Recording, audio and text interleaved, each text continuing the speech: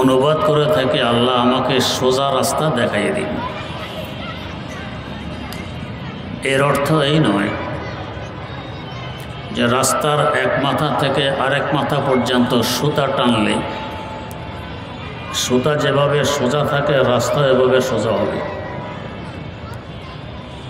এর অর্থ হলো মধ্যবর্তী রাস্তা। যারা গ্রামগঞ্জে বসবাস করেছেন কাঁচা রাস্তা দেখেছেন, রাস্তার মধ্যখান দিয়ে মানুষ হাঁটে, 1 ফিট পরিমাণ জায়গা কোনো ঘাস থাকে না, সাদা থাকে, 2 পাশে থাকে ঘাস। রাতের অন্ধকারে এমন রাস্তায় চললে মানুষ সাদা জায়গা দেখে দেখে হাঁটে, কালো জায়গায় পা দেয় না। 2 পাশে যে ঘাস থাকে রাত্রে দেখা যায় কালো। কালো জায়গায় পা দিলে গোবর হতে পারে, ময়লা হতে পারে, গর্ত হতে পারে, হোঁচট খাইয়ে পা ভাঙতে পারে, গন্তব্যের পরিবর্তে হাসপাতালে যাওয়া লাগতে পারে। তাই যারা হুঁশিয়ার সাদা জায়গা দেখে দেখে হাঁটে, রাস্তা যতই আঁকা বাঁকা হোক, সাদা জায়গা দেখে দেখে হাঁটলে নিরাপদে গন্তব্যে পৌঁছা যায়। এই মধ্যবর্তী রাস্তাকে বলা হয় সিরাতে মুস্তাকিম। বাড়াবাড়িও নেই, ছাড়াছাড়িও নেই। ইহুদি ধর্মে বাড়াবাড়ি, খ্রিস্ট ধর্মে ছাড়াছাড়ি। ইসলাম ধর্ম বাড়াবাড়ি এবং ছাড়াছাড়ি থেকে পবিত্র ও মুক্ত, মধ্যম পন্থা অবলম্বন করে ইসলাম ধর্ম। এই মধ্যম পন্থা বলতে কি বোঝায়? এর ব্যাখ্যা হলো, আল্লাহ রাব্বুল আলামিন আমাদেরকে 3টি গুণ দান করেছেন। প্রত্যেক মানুষের মধ্যে 3টি গুণ বিদ্যমান। চাই সে খুব তীক্ষ্ণ মেধার অধিকারী হোক, চাই সে পাগল হোক, 3 গুণ সকলের মধ্যে আছে। কি সেই 3 গুণ? এই 3 গুণ হলো বিবেক। 1 নম্বর বিবেক, 2 নম্বর রাগ গোসা, 3 নম্বর যৌন শক্তি। এই 3টি গুণ বেশার কম সকলের মধ্যে আছে। প্রত্যেকটি গুণ আবার 3 ভাগে বিভক্ত। আকল বিবেক 3 প্রকার, রাগ গোসা 3 প্রকার, যৌন শক্তিও 3 প্রকার। আকলের 1 প্রকার হল আকল একেবারেই বেশি, সীমা ছেড়িয়ে গেছে অনেক বেশি। যাদের এই অবস্থা, এরা ওহির ধার ধারে না, আকল আর বিবেক নির্ভর হয়ে পড়ে। এই অবস্থার নাম হলো ফলসফা। এই ধরনের আকল যাদের, এরা কখনো নিরাপদে গন্তব্যে পৌঁছতে পারে না। কারণ আকল কখনো আমাদেরকে সঠিক রাস্তা দেখাইতে সক্ষম নয়। আকল হলো একটি বাতি তুল্য, আলো। আলো রাস্তা দেখাইতে পারে, চিনাইতে পারে না। রাস্তা চিনায় পথ প্রদর্শক, আলো রাস্তা চিনায় না। আকল আর বিবেক হলো আলো, এটা রাস্তা দেখাইতে পারে, চিনাইতে পারে না। রাস্তা দেখলে কখনো আমি রাস্তায় চিনব না। রাতের অন্ধকার, গুলিস্তান যাবেন, বাতির ব্যবস্থা করেছেন,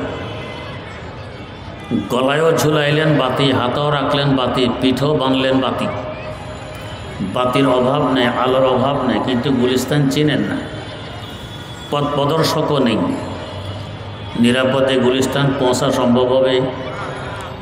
হতে পারে উল্টা দিকে হেমায়তপুর পৌঁছব গুলিস্তানের পরিবর্তে।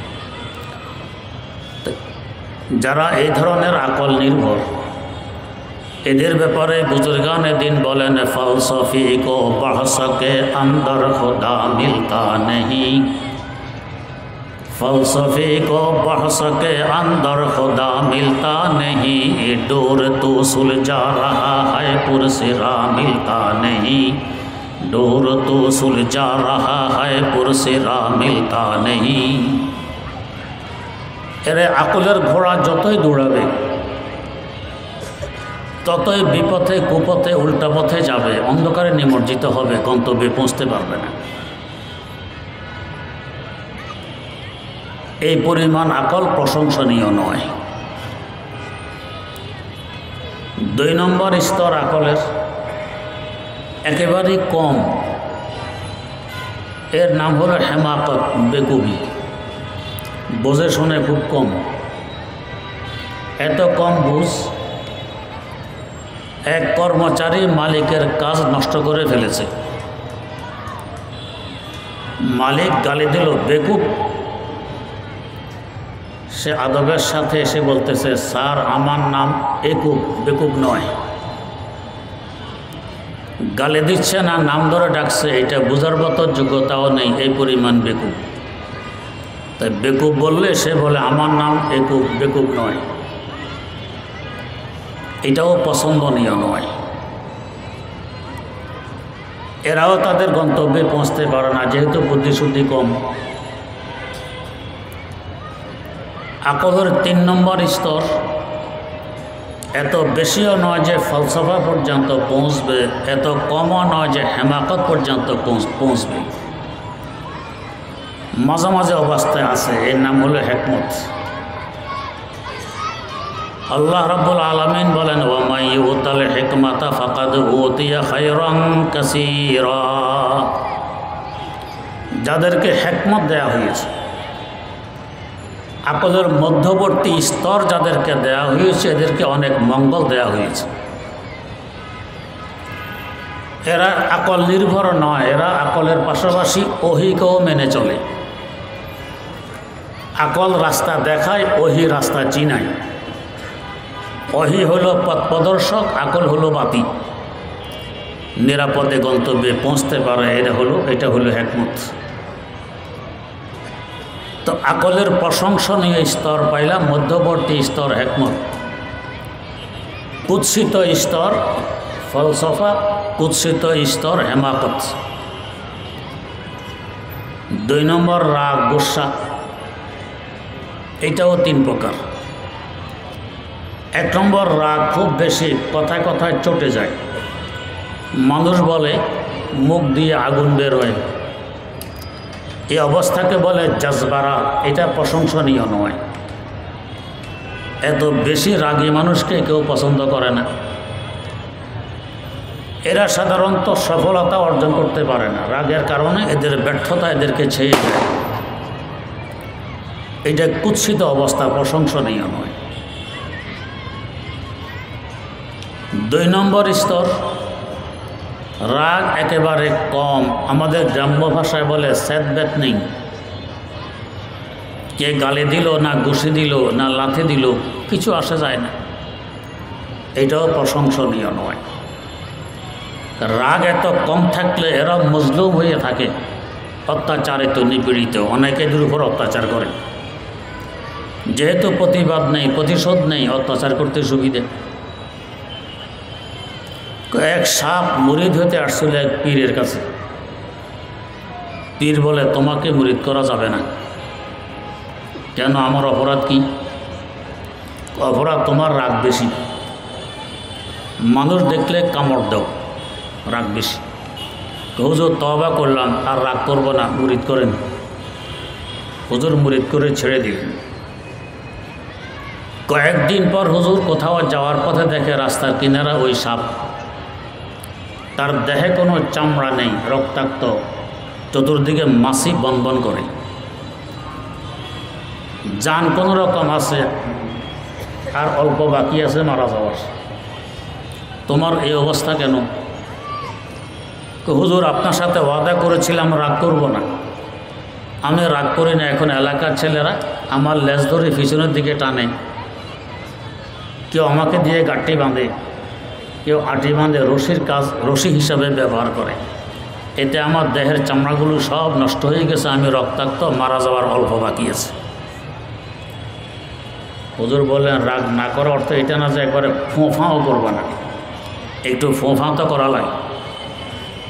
তো একেবারে কম থাকা এটাকে বলে বুজদিলি, এটা প্রশংসনীয় নয়। একেবারে বেশি থাকা এটাকে বলে জাজবারা, এটাও প্রশংসনীয় নয়।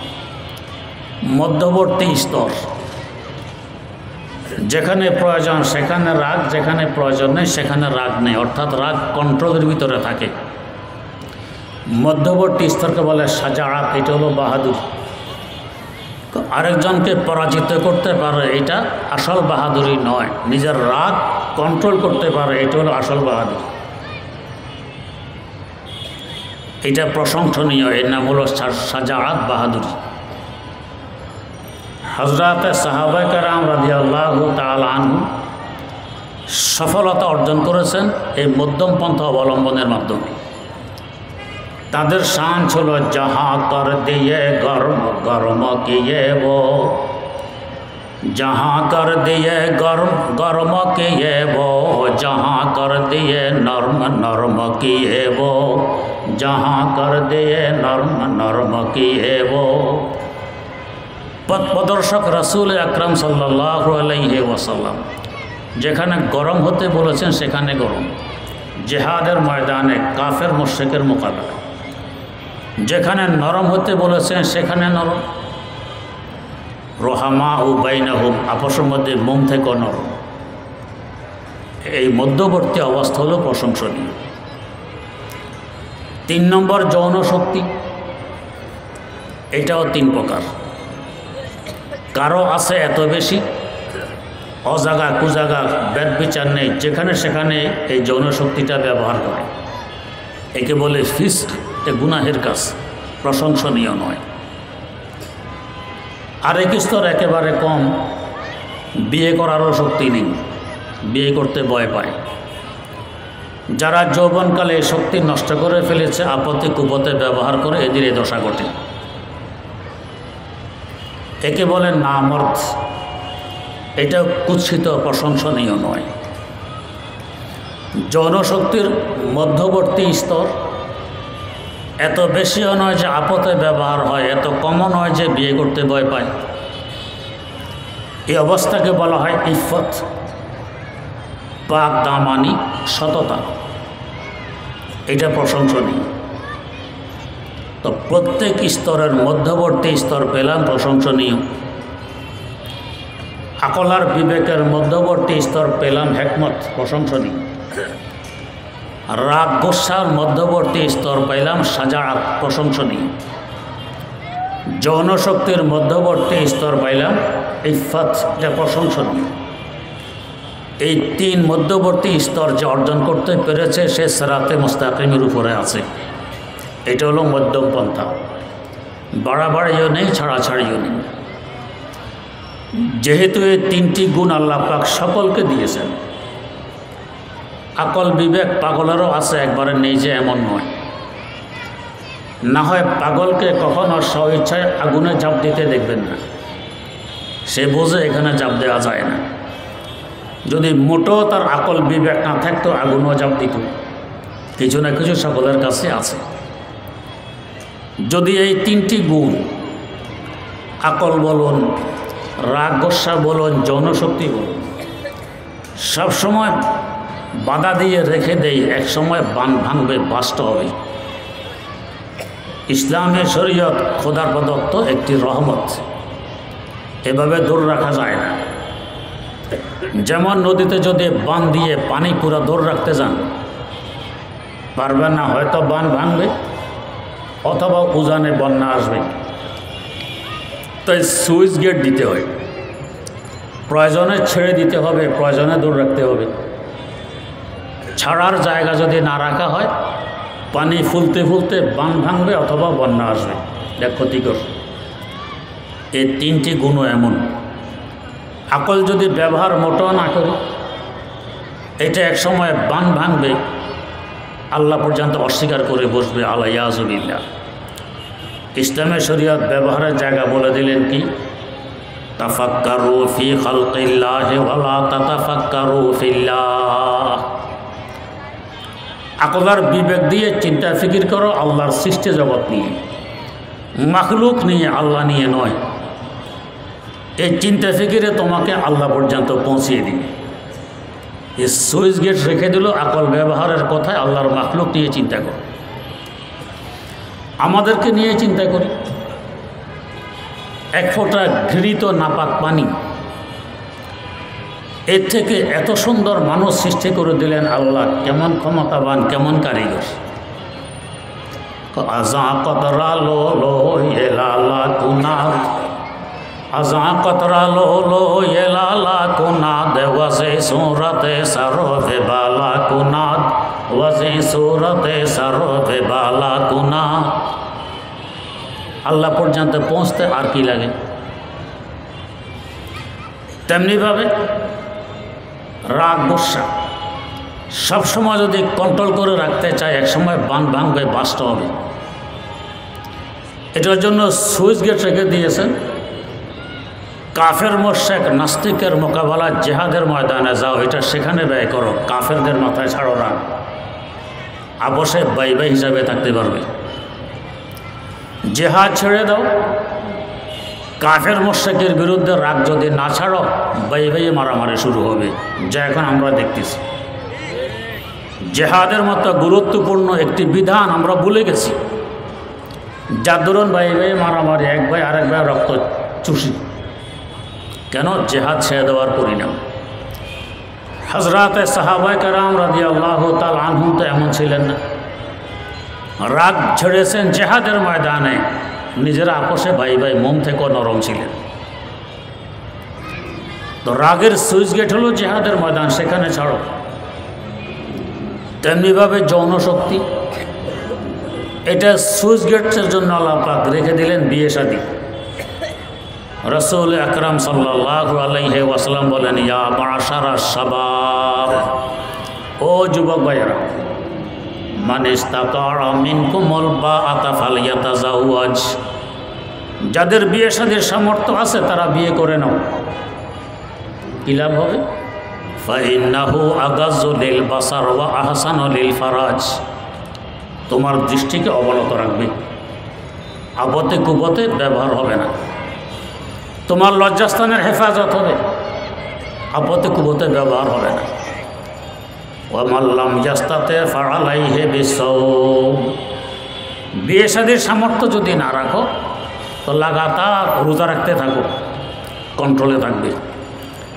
তো যৌন শক্তির জন্য সুইচ গেট রাখা হইল কি? বিয়ে শাদী। কোরবান যাওয়া চায় এমন দিনের উপর। আকলের সুইচ গেট মাখলুক নিয়ে আকল কাটাও। রাগ গোসার সুইচ গেট জেহাদের ময়দানে ব্যবহার করো। জনশক্তির সুইচ গেট বিয়ে শাদী করে নাও। এর নাম হলো সিরাতে মুস্তাকিম। যদি এই তিনটি গুণে গুণান্বিত হতে পারি, এর দৃশ্যমান আকৃতি হলো আখিরাতে পুলসিরাত। সিরাত মানে রাস্তা। এখানে যদি মধ্যবর্তী তিন গুণে গুণান্বিত হতে পারি, এটাই রূপ আর আকার ধারণ করবে আখিরাতে, যাকে পুলসিরাত বলা হয়, ওইটার হিসাবে। এখানে মধ্যম পন্থা অবলম্বন করে চলতে পারলে ওখানে সহজে পুলসিরাত পাড়ি দেওয়া সম্ভব হবে। আর এখানে যদি এই মধ্যম তিন পন্থা অবলম্বন করতে না পারি, বাড়াবাড়ি কমাকমিতে লিপ্ত হই, আখিরাতেও সিরাতে মুস্তাকিমের উপর, পুলসিরাতের উপর চলা সম্ভব হবে না। এই তিনটি মধ্যম পন্থা অবলম্বন নিজে নিজে করতে গেলে সমস্যার সম্মুখীন হইতে হয়, সাধারণত সম্ভব হয় না। একজন বিজ্ঞ আলেম আল্লাহওয়ালার পরামর্শ লাগে। ওই আল্লাহওয়ালার পরামর্শ নিয়ে তার সংসর্গে থাকলে এই তিনটি মধ্যম পন্থা সহজে অবলম্বন করা যায়, সিরাতে মুস্তাকিমে থাকা যায়। এইটাই দৈনিক নামাজের প্রত্যেক রাকাতে আমরা আল্লাহ পাকের কাছে দোয়া করি, ইহদিনাস সিরাতাল মুস্তাকিম, আল্লাহ আমাকে সিরাতে মুস্তাকিম দেখায় দেন। এটা হলো এই তিনটি মধ্যম পন্থার উপরে চলা। ইমাম পরিষদের এটাই উদ্দেশ্য যে এই ধরনের মজলিসের মাধ্যমে যাতে আমরা এই 9 অবস্থার মধ্যে তিনটি অবস্থা আমাদের মধ্যে আনতে পারি সহজে। আল্লাহ রাব্বুল আলামিন আমাদেরকে তৌফিক দান করুন। সুবহানাল্লাহি ওয়া বিহামদি, সুবহানাকাল্লাহুম্মা ওয়া বিহামদিক, আশহাদু আল্লা ইলাহা ইল্লা আনতা আস্তাগফিরুকা ওয়া আতুবু ইলাইক।